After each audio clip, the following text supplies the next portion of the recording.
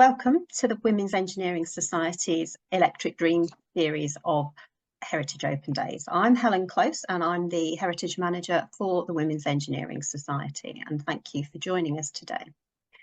Can I ask that you keep your microphones muted so we don't get any dogs barking or any Amazon deliveries in the background? We will be recording, so if you don't want to be seen on camera, then please turn your camera off and change your name if you feel you need to. And finally, if you've got any questions, can you drop them in the chat and we will have a look at them afterwards. Or if you want to save your questions till later. So first of all, I just want to say that the Women's Engineering Society, if you don't already know, was formed in 1919 in the aftermath of World War I, during which time women were called to arms and took their place in industry and engineering. Many to fill the roles when the men were away at war. When the war was over, the law required them to actually go back to where they were from, and WES was formed to help maintain and keep women in their job roles. Still our role today to support women in engineering. Unfortunately, only 16.5% of the workforce, engineering workforce in the UK are women. So we've still got a little way to go before we reach 50%. Every year, WES takes part in Heritage Open Days, so I think this is about our 5th year now, to share some of our incredible women engineers' stories with the public and to promote engineering as a viable career for young girls and for women. This year, we are highlighting and celebrating the 100th anniversary of the formation of an organisation that I like to call sister organisation, daughter organisation of WES, the Electrical Association for Women, and the role that women played in promoting domestic electricity. I'd like to hand over to our guest speaker, Anne Locker from the IET, to talk to us more about one particular woman and her role in electricity. Over to you, Anne. Great, thanks, Helen. So I'm going to be speaking to you for kind of roughly half an hour. There's plenty of time for questions if you have them afterwards.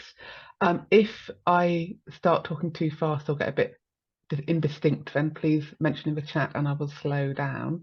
And likewise, if any of the slides aren't working or any of the images aren't coming across, then please let me know.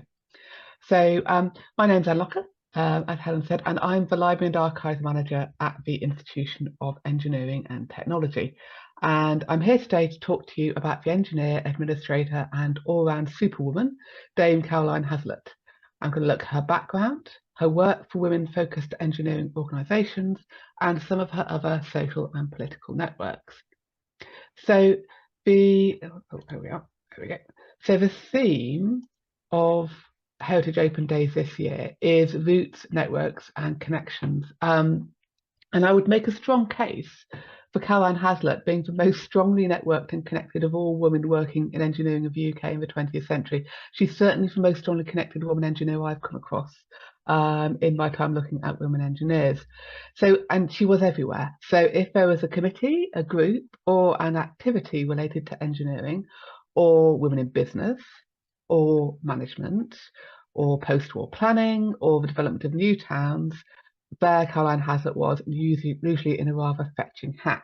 And you can see her here. She's actually at the opening ceremony of the launch of the ship Dame Caroline Haslett, which was named after her by the British Electricity Authority. In 1936, only 2 women from the UK attended the World Power Conference, Caroline Haslett and Gertrude de Ferranti.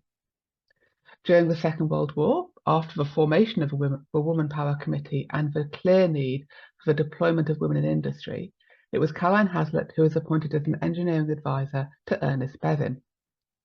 And when the Institution of Electrical Engineers, the IET's predecessor, set up a post-war committee to advise on domestic electricity, there was one woman on the committee. Guess who that was?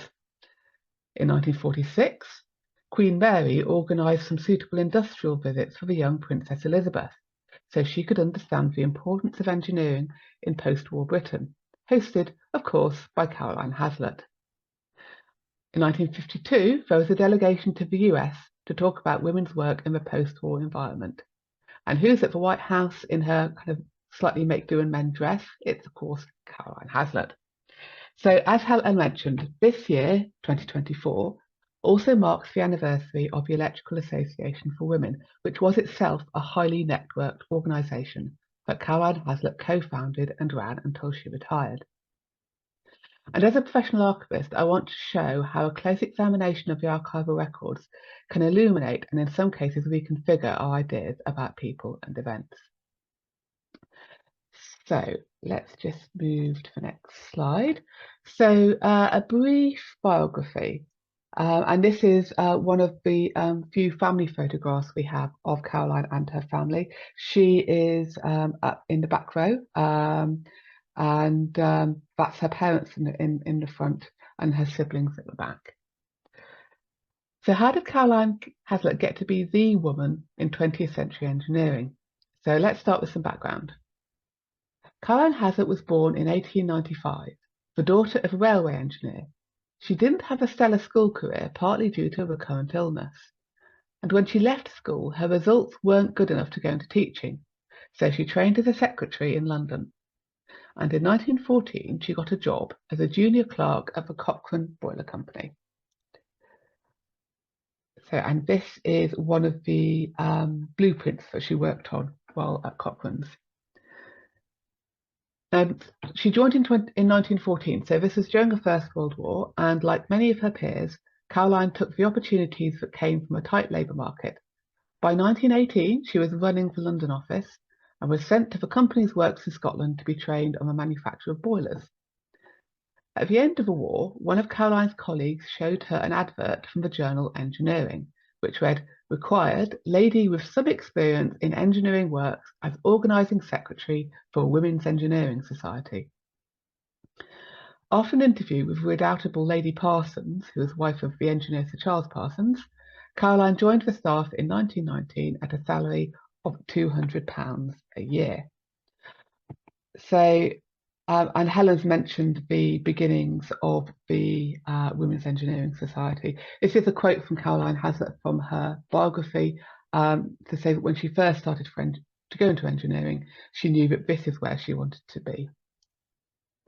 And this is a letter from the archives that was sent to Caroline when she handed in her resignation, because her new job didn't go down that well with her employers. They were quite suspicious. I mean, it's probably quite difficult to read this because it's quite small type. But basically, I've received your letter of resignation. Very sorry to see you go. We're not entirely sure about the political side of this new organisation. It all sounds a bit dubious. Are you sure this is what you want to do? So, and she was essentially leaving a really stable office job for what was really a startup at the time. It was a risk. So the Women's Engineering Society was a really small organisation. It began with 20 members. By 1930, it only had 111. So while Caroline Haslett was the ideal person to make sure that the fledgling society was organised and effective, she didn't come from a wealthy family and she really needed a steady job. However, she got on with things and she set out establishing WES as a viable organisation. And here is a photograph from the WES archives. Here we go. And this shows the first WES conference in Birmingham in 1923. And as you can see, so this is 4 years on for the foundation. Here's Lady Parsons here in the front row. This is not a big organisation at this point. There aren't that many of them. But Caroline made it work. She managed the difficult dynamics of the new organisation and got things on the right track. She was working with many strong characters like the founder, Lady Parsons, and her daughter, Rachel Parsons, who was the first president. Also notable women like Lady Moore and Lady Shelley Rolls. Many of WES's founders had been deeply involved with the suffrage movement and were used to running organisations and making things happen, and Caroline was only the secretary. But she set up the Woman Engineer Journal, still going today. She made friends and she encouraged the new networks of women engineers to form and to flourish. And this was a very real achievement because many, if not most, technical societies founder and fail in their early years. They normally run out of money about a few years in, and then it all goes a bit wrong. So the new society did have financial issues, and it had to be rescued at various points by people coming into the office with cheques, but to pay salary and pay for printing costs. but it gradually gained members, advertisers and supporters. And today, what I want to say is that's the first page for Woman Engineer, and showing the political leanings of the organisation, with a quote from Olive Schreiner on women in labour, and how women shouldn't be restricted from any of the professions. And this is from one of the articles in the early journal by Claudia Parsons, which is a great article on what not to do when motoring abroad, when Claudia Parsons took this particular car and drove across India in it.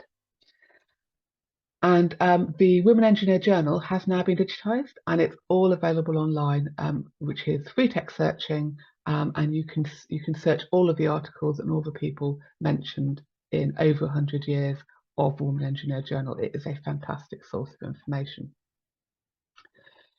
So Caroline has established herself at WES. She's got the journal up and running, and everything is looking nice and stable.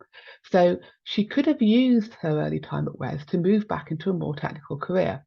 So she started in an engineering company, and new engineering companies were being set up by WES members like Atalanta Limited, which is a mechanical engineering company, Holmes and Leather by the engineer Verena Holmes, and also Margaret Partridge & Co. And I'll be talking about Margaret Partridge later this week, but she set up an electrical engineering business in the southwest. But Caroline chose not to go into business or to return to work in an engineering role.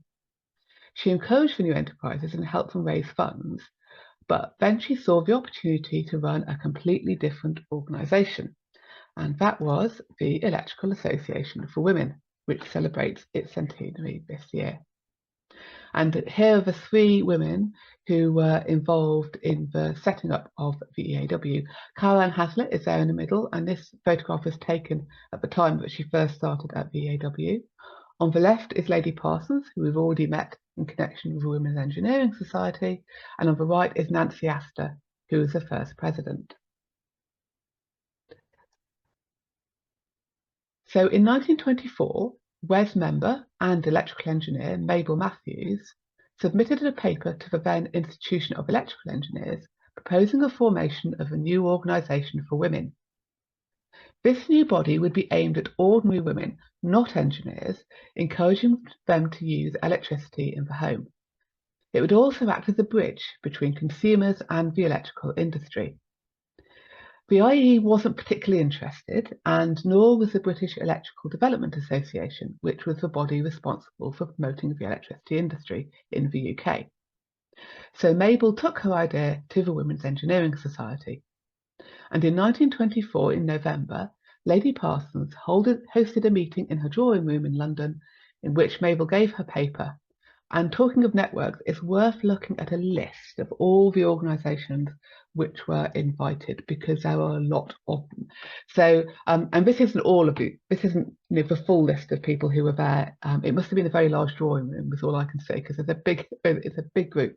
So some of them are women's groups. So the Women's Housing and Village Councils Federation, we've got the National Council of Women, the National Union of Women Teachers, but we've also got the Garden Cities and Town Planning Association, the Electrical Development Association, the Sanitary Inspectors Association.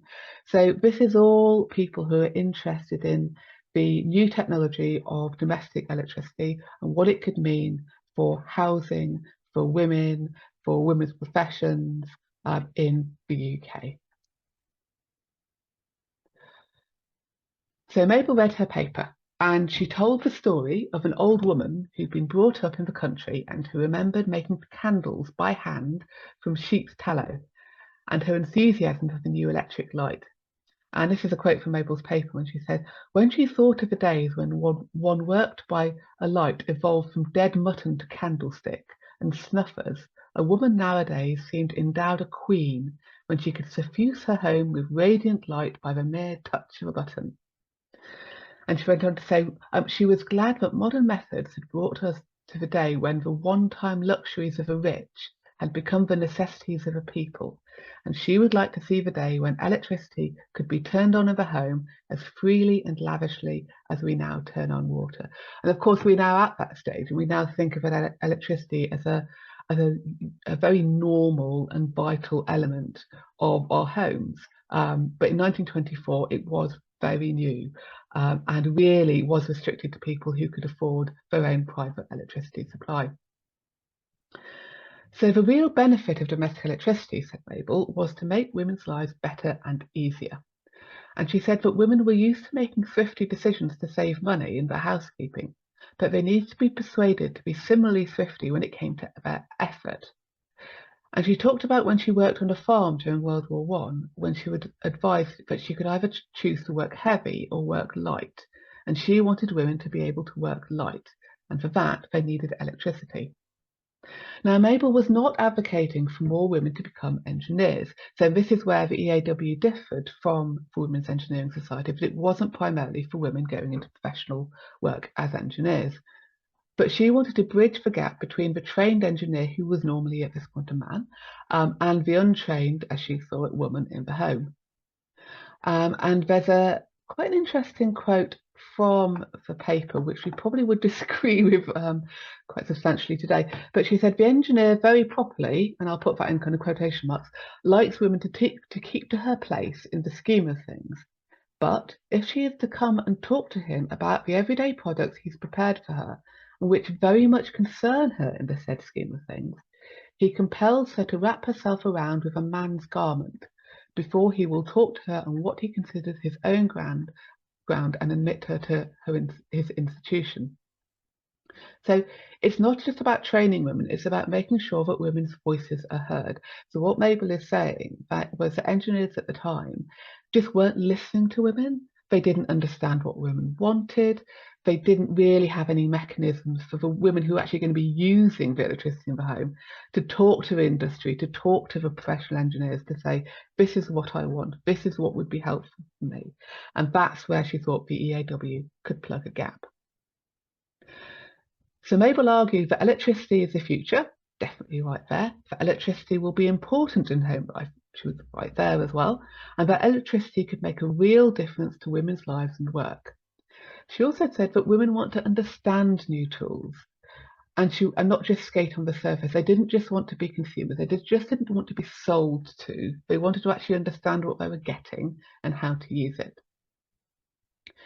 So Mabel suggested that they needed a new organisation which had the following objects: to exchange, collect and disseminate information about electricity, to support other societies, to hold meetings, lectures and events, to publish essays and articles, and to form a national network. The audience agreed and the Women's Electrical Association, or WEA, was formed. But the initials were a bit confusing because there already was a WEA, which is the Workers' Educational Association. So it changed its name to the Electrical Association for Women, or EAW. Lady Parsons was asked to be the first president, but she declined. And this reflected a bit of a gap between Caroline Haslett and her former mentor. And we'll discuss that a little bit later on. But instead, Lady Astor was asked to be the first president, and she agreed. Caroline was appointed director, and the WEA, as I've said, changed its name to the Electrical Association for Women in 1925. Mabel Matthews, having generated interest in setting up the new organisation, stepped back from active involvement a couple of years later, and Caroline Haslett was a driving force behind the EAW until her retirement in the 1950s. Now, Caroline took a pragmatic approach to the management and funding of the EAW. I'll just move on, we can see some of the other EAW material here. This is one of the EAW's demonstration kitchens, so a photograph from that.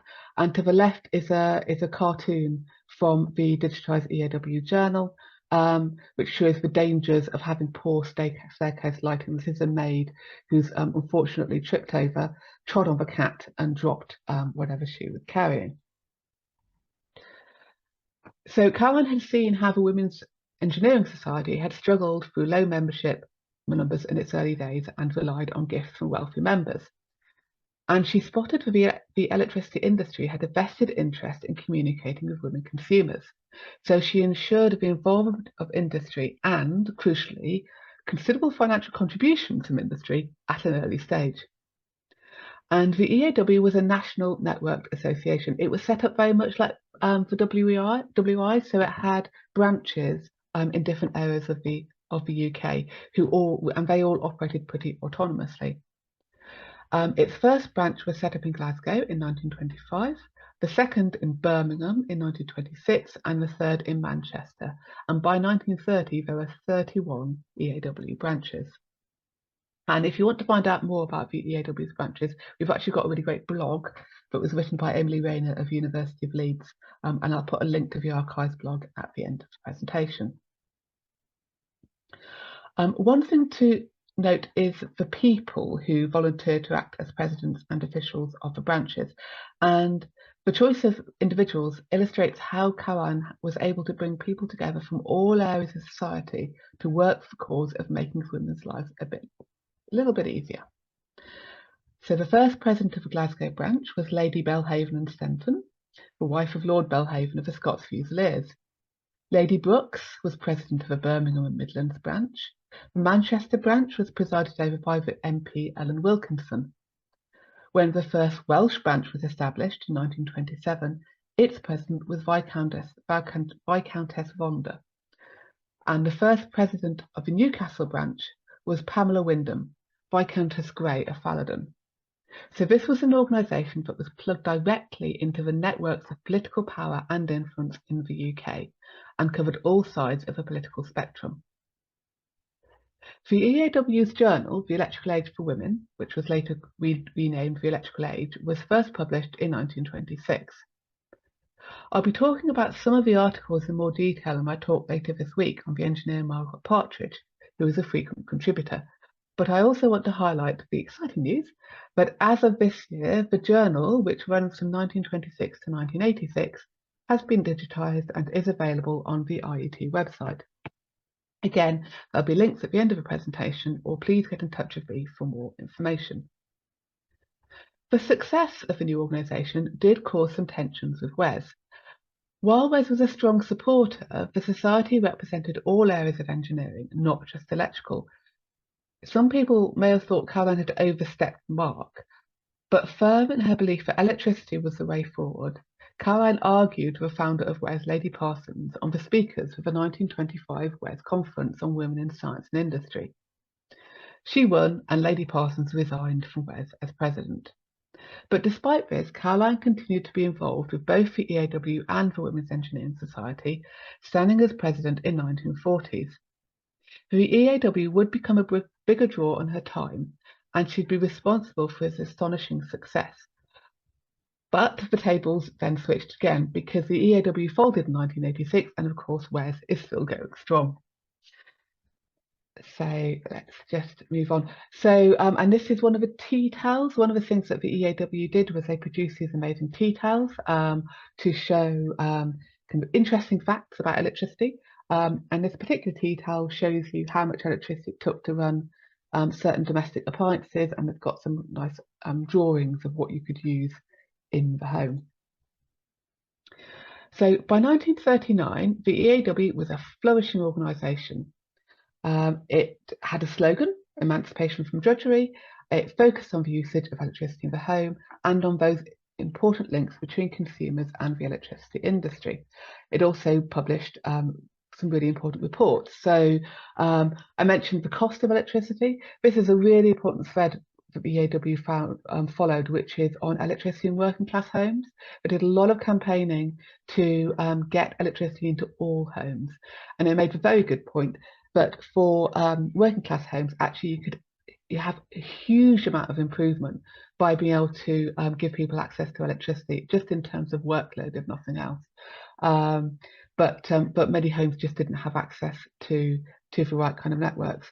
So that was an area that they campaigned on. Towards Perfection is about the design of electrical equipment, and we also have the EAW All Electric House in Bristol, and there are other events I know going on as part of Heritage Open Days, which look at that Bristol story. So by 1939, the outbreak of the Second World War, the EAW then pivoted to supporting government messages around domestic economy and health. And the EAW even produced government information films on the importance of a healthy diet. And there's a film called Miss T, which was made in 1940. Excitingly, until recently, we didn't have any copies of the Miss T film. It was in the BFI catalogue, but nobody had the actual footage. But we were contacted by someone who'd found a mystery film, which had been given to him by a family member and had sat in his house for years. He was able to digitise it, and it turns out it's a missing Miss T film, and that is now in the IT's collections. And in the film, Miss T is brought up very well. She eats lots of fruits and vegetables, which is important. She drinks lots of milk, and thanks to her very careful upbringing, she ends up with a really interesting career in lamp testing. So that's what happens if you can eat your greens and behave. You can have a really exciting engineering career. The EAW also set up mobile electrical canteens, and there's a picture here of one of the EAW canteens. So these were set up for those stationed in remote sites in the UK on anti-aircraft searchlights and gun posts. So the mobile units had a modern kitchen, also a library. They had sets of cleaning materials, toothbrushes, soaps, and soldiers and workers who visited the canteen were allowed 1 cigarette each. The AW worked with the YMCA on the project, and they even designed a set of overalls in the EAW colours, which is blue with silver trimmings. An article on the canteens in the Electrical Age states that the visits of the canteens and their cheery personnel are considered to be a very bright spot in the week and are eagerly watched for. So after the war, and we're moving on from the EAW now, Caroline Haslett was heavily involved in post-war planning. So as I briefly mentioned at the beginning of my talk, she was the only woman on the IEE committee on post-war domestic electricity. And this is a report, the post-war committee report on electrical installations that was published in 1944. The committee is noted for its recommendation of a new standard for 3-pin plug, shuttered socket and ring circuits, and these are standards that are still in place today. Plugs and sockets had been a big campaigning area for the AW, which had lobbied for more sockets in homes and safer plug designs from the 1930s. And then in 1948, Caroline was appointed as the first woman to serve on the newly nationalised British Electricity Authority, and this is right at the beginning of the national grid. So you would have thought this would be quite enough. So basically, Caroline Haslett is running a lot of organisations in the 40s and the 50s. She's the only person on all these committees. She has all these networks. She knows pretty much everyone on the political spectrum, and you think that would keep her fairly busy, but that wasn't all that she did. So in 1930. The president of an organisation called the US National Federation for Business and Professional Women's Clubs. These have really long titles. Lena Madison Phillips. And they said he visited Europe with the aim of encouraging international cooperation between women's clubs. So there are lots of clubs founded for women, and she wanted to bring these all together so they could speak with one voice. Now, Lena founded the International Federation of Business and Professional Women. And in 1932, the British Federation of Business and Professional Women was formed. And its first president was Lady Astor, who we've already met in connection with the AW, and the first chair was Caroline Haslett. And as with the early years of the Women's Engineering Society, Caroline had a bit of a clash with a strong personality, Beatrice Gordon Holmes. She was also involved with the International Federation, and the British Federation had decided they were going to remove the word clubs from its title. So Beatrice had also met Lena Madison Phillips, and she decided to set up a separate network, which was called the UK Federation of Business and Professional Women's Clubs. It's really hard to keep up with the different names. But what this meant is there were 2 federations, the British Federation of Women and the UK Federation of Women's Clubs. They were both affiliated with the International Federation, and a lot of their members weren't speaking to each other. So this was a bit of a tricky situation. And Caroline Haslett actually got together with some of her colleagues to find the solution.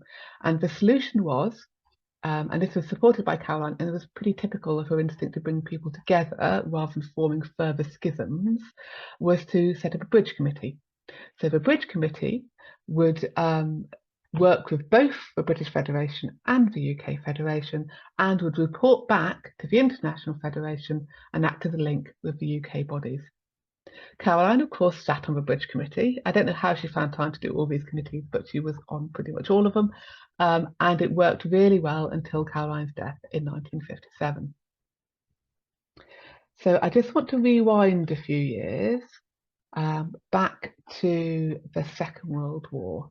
So when Ernest Bevin was appointed Minister of Labour in the 1940s, he was pressured to appoint a senior female civil servant to oversee the wartime deployment of women. This is something that obviously had been done in the First World War, but there had been some issues and it hadn't been done particularly seamlessly. So they knew this was something that they had to look at as a government very carefully. He didn't really want to appoint a new female civil servant, so instead he set up the Women's Consultative Committee, or WCC, and appointed a member of the committee as an advisor. And there's no prizes for guessing, this was, of course, Caroline Haslett. She threw herself into the role, and she was soon having fights with the civil service on how far she was allowed to communicate with the press. And she gave a series of interviews and talks on women's work in wartime. And this is an interview in Tatler, I think this is Tatler, on "This country needs competent women," asking women to volunteer and do their bit for the war effort. And here is Caroline Haslett at the Ministry of Information in 1942. After the war, the Women's Consultative Committee continued to advise government on the employment of women. And Caroline's role with the British and International Federations of Business and Professional Women really came into its own. She's been credited with unifying and politicising the federations, enabling them to speak with a single voice on issues important to women. And the International Federation developed really close links with the newly created United Nations, especially UNESCO. And you can see this in the Caroline Haslett correspondence when she's actually corresponding with the people who set up various UNESCO committees. The 5th International Conference of the International Federation, for Business and Professional Women was held in London in 1950. It hosted 2,500 delegates, and Princess Elizabeth was patron. By 1951, the British Federation represented 90,000 women in the UK, and Caroline had been elected president of the International Federation. She even brought the administration of the Federation into one of her existing networks. The office was run from the EAW's HQ in London. And as an aside, this is exactly how she developed the EAW in its early days, when it shared office space and personnel with the Women's Engineering Society. Her presidential address focused on equal pay and vocational training for young women. She also preached the importance of cooperation, saying that we should begin to examine and analyse the ways in which men and women can be real partners. So I just want to finish by saying exactly how did she do it? She was massively busy. She did a huge amount. She accomplished a massive amount in her lifetime. Now, we know the dates and the facts from the record, so all the positions she held, all the committees she was on, all the reports that those organisations published, all the people she was connected with. But if we go back to the archives, and especially her correspondence, which is held at the IET, we get a bit of a glimpse into the how. So Caroline Haslett's correspondence is an amazing mine of information, and it shows exactly how she made and maintained contact with an astonishing range of people. She tends to use the same tactics, so we can actually see how she did it. I've already mentioned the committee size. So if it's on a committee, she chairs it. If it's a committee she's particularly interested in, no, if it's on a committee, she sits on it, but if it's a committee that she's particularly interested in, then she chairs it, so she can make sure it goes in the right direction. The other thing she did was she gave dinners. She was very fond of an evening dinner, often at a Hungarian restaurant in Soho. And when she had people visiting her, especially from outside the UK, she would host a dinner to introduce them to kind of the movers and shakers of the political world and the engineering world in the UK. And I'm not sure how clear this is, but this is a pencil seating plan for the aviator and artist and campaigner May Casey, the Australian, when she visited the UK. And you can hopefully see slightly some of the names here. Caroline Haslett is there, May Casey is here, Lady Moore is there as well. She's there in the top left-hand corner. It shows some of the things that Caroline was thinking about hosting that dinner and what would be most useful for May when she came to the UK. The other thing she did, she played a lot of golf. She was very keen on golf, and if you're moving in engineering circles, it's really handy to be able to play golf in the 20th century, because a lot of people do. This is a fairly characteristic letter from Joe. Joe was Frank Carpenter, and he was the chairman of the West Midlands Joint Electricity Authority, so he's a really significant figure in the UK electricity industry at the time.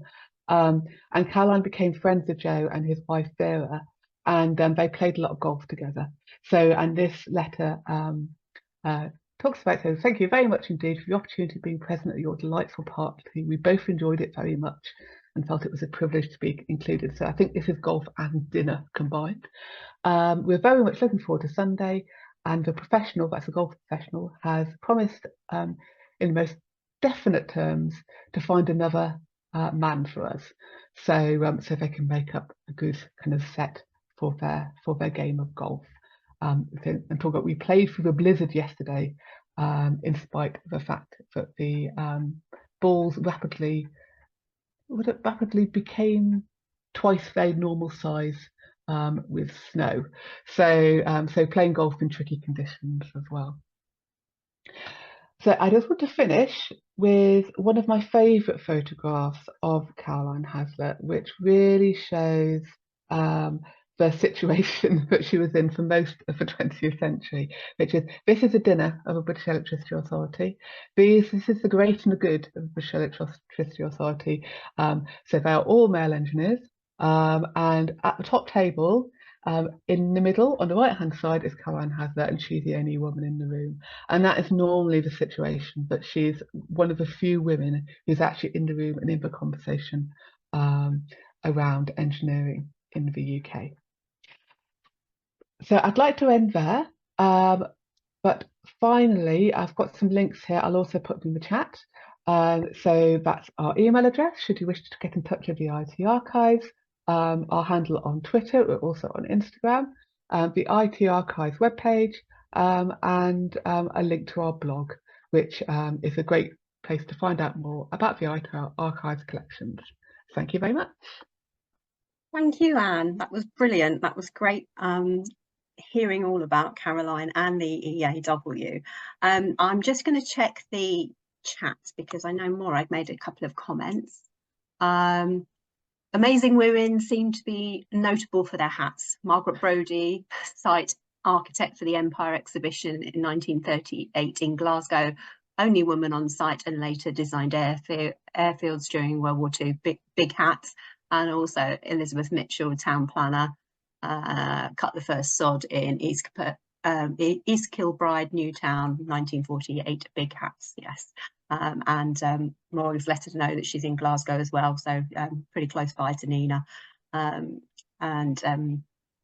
so has anybody got any questions at all that they want to ask?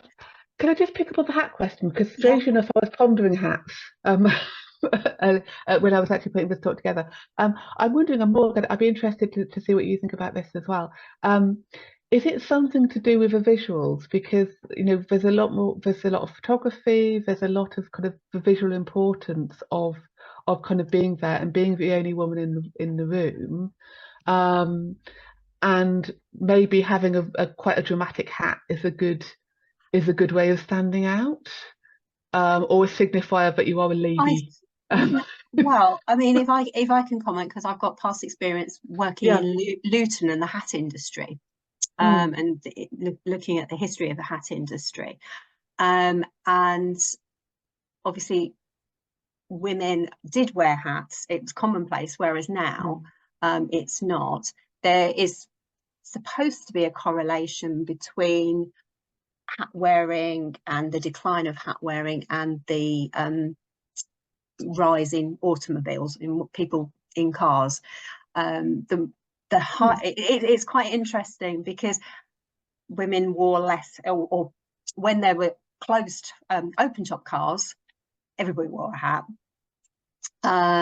Stop the heads getting cold. But then it seems that when the closed roofs came in, that less and less hats were worn. But I think it is a social status. But the hat industry certainly went into decline after the Second World War, and now there's very few hat makers, and they are usually for things like ascot or weddings. We don't wear them commonplace, apart from Nina, of course, who always wears a lovely hat. Yes, I think we should go back to hat wearing. I really do. So I don't know whether that helps at all, but yeah, I don't know what your thoughts are on that, Anne. Well, yeah, I mean, I think most of probably most points in the chat as well. I think the USP is a really good point. I think it is that kind of signifier, isn't it? And with the beard as well. I mean, my predecessor, one of my predecessors at the IET, once put together a whole exhibition on, interesting beards in past presidents of the IET, because there's some really kind of striking examples of massive beards. And yeah, it is that kind of way of standing out, and maybe the hat is the equivalent for women at the time. So yeah, and then that kind of, obviously the changes in the utility of a hat. So, but I think there's that difference between the hat being a useful thing and a hat being something to show your status or to stand out. But I mean, again, from the correspondence, I mean, there's quite a bit of correspondence with Karen Haslett's dressmakers as well, because that, again, she was very conscious of being a public figure and how she came across, and having like a well-cut coat and well-cut dresses, and being well turned out was important to her as well, because she was conscious she was on show a lot as being one of the few women around. So interesting. Yeah. Yes, I don't know whether you can see the chat there, Anna. Yes, I can. So I followed it with sorry, no. So I don't need to repeat those things. Yeah. That hats in railway stations denoted the station manager, bowler hat for the manager. Dressed to impress. Yes. If nobody's got any more things to say, then we will log off. Thank you very much.